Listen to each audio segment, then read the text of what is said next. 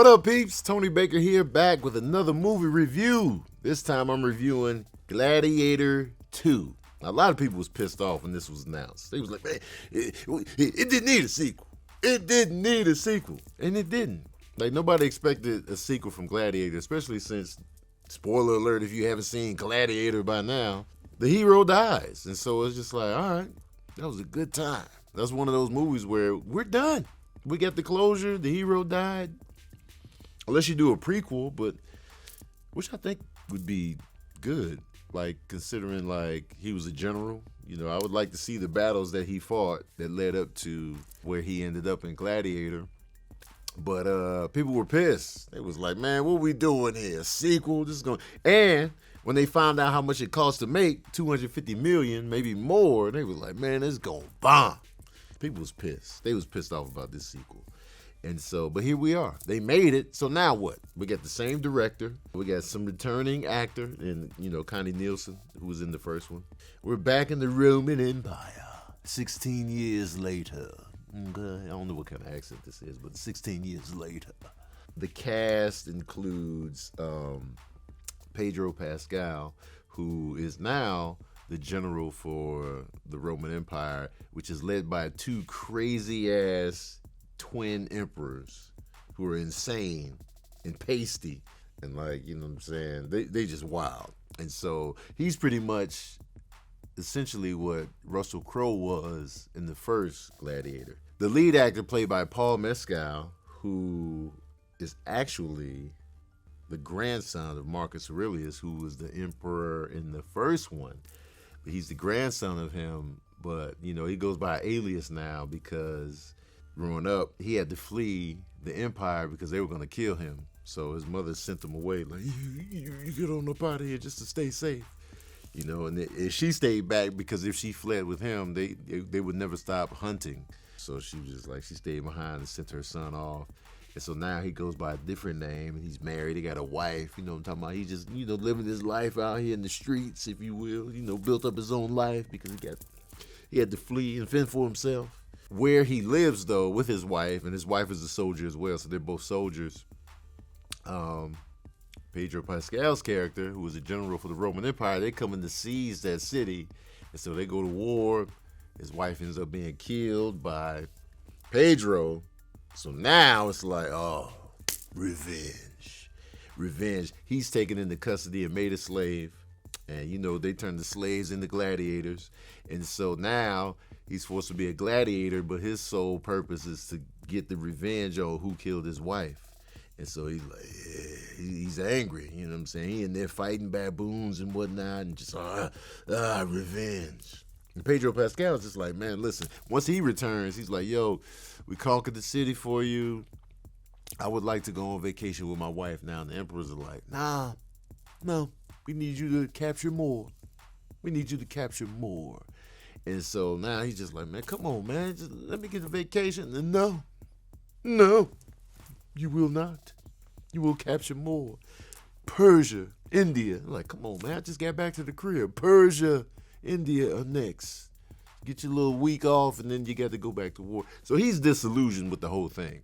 Lucius, who's played by, Paul Mescal, that was his birth name. He's just like, he's not knowing that the general, he doesn't want to do this. And he didn't kill his wife personally. It was just like he led the war. It was like, yo, fire up there. And it was like, and so, he got that hell-bent revenge on his heart.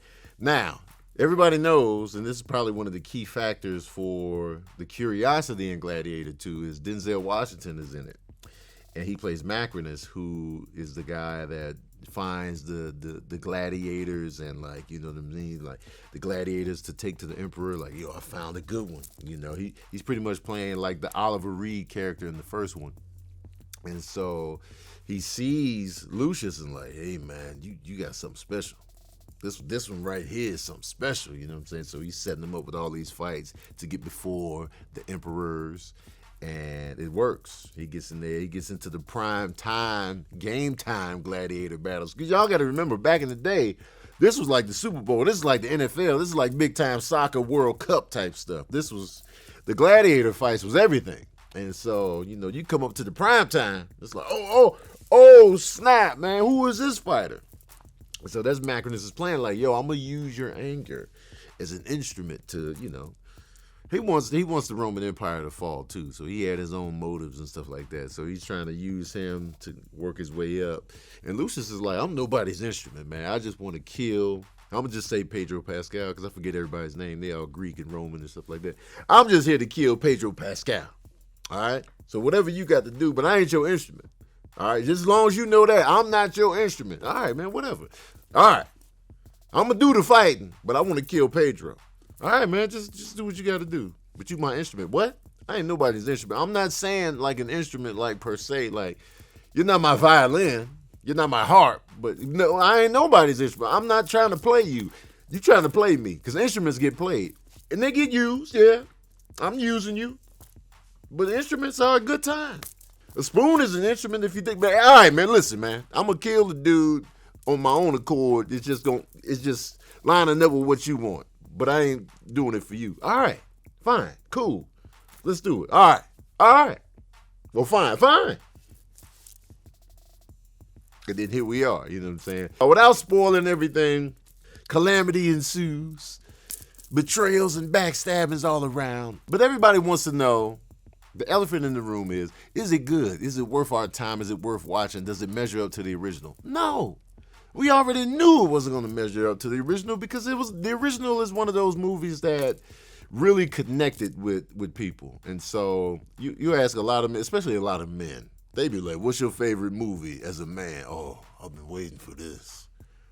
They got their same answers. The Godfather, Goodfellas, Gladiator. That's like my favorite. Just on some man shit all the time. My favorite movie is Gladiator. Are you not entertained? My name is Maximus Decimus Meridius. They always quoting that line. Men, ultra masculine men, always love Gladiators. So it's one of those movies where it ain't never gonna be topped. That's the reason I'm here today. That's the reason I even started a family.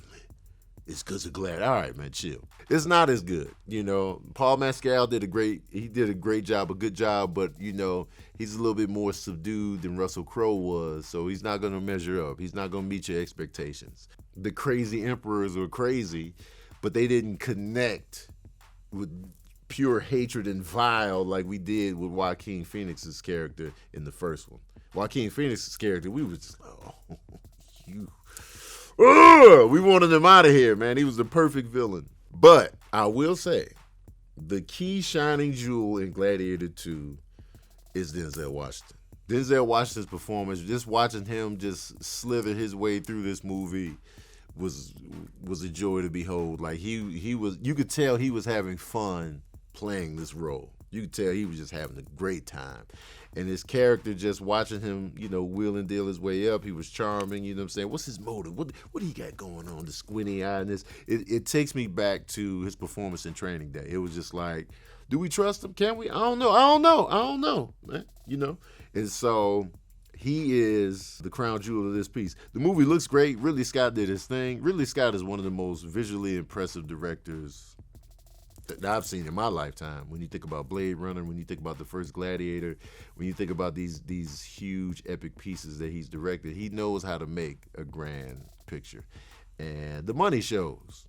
This movie looks like money. So, how some movies be like, $250 million for this? But this movie looks like every dollar was spent to give you the visual feast. And I feel like Pedro's character was underused. I feel like, because I like Pedro Pascal, as we all do. And I just feel like they didn't really give his character a lot to do in the picture. So that was kind of like, man, I wanted to see, more of that. Because the general is always like an interesting character.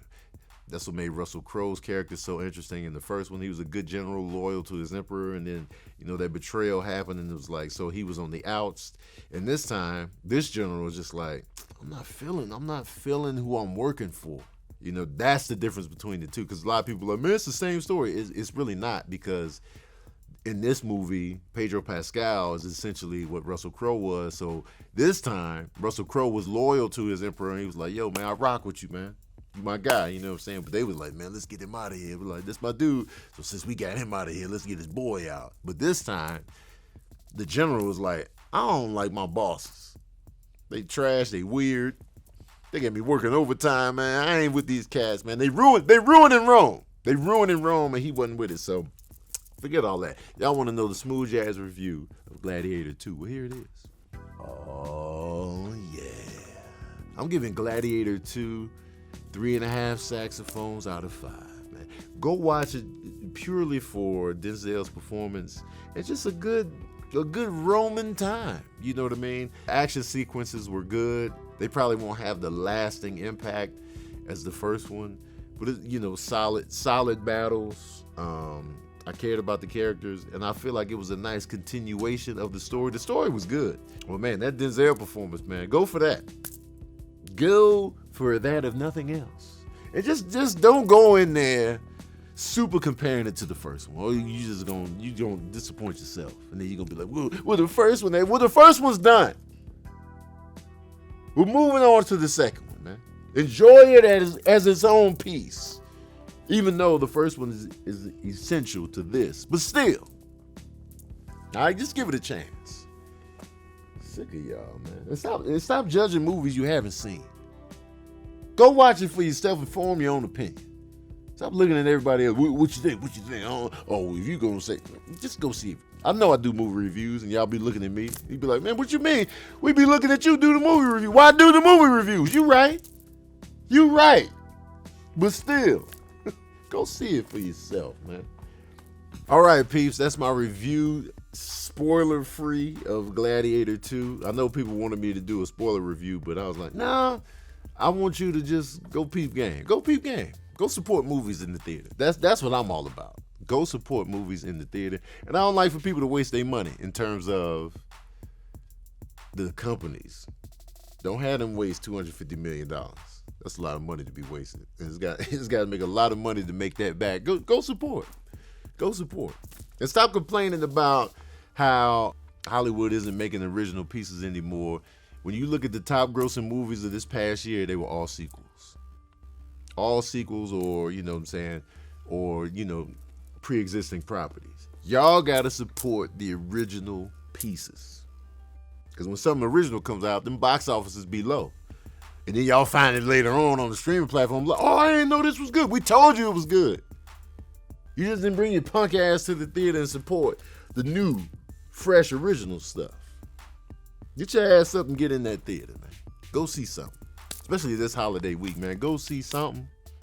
You know what I'm talking about? I love movies. That's why I do this. Go see something. I'm always in the theater. I might watch Wicked. Y'all want me to do a Wicked review? Let me know in the comment section below. That's not really my thing, musicals. You know what I'm saying? But the Wizard of Oz premise is interesting to me. I'm like, oh man, so she wasn't evil the whole time. What made her the Wicked Witch of the West? I'm curious now. And what's it like growing up green? You know what I'm saying? Like, what kind of struggle she had?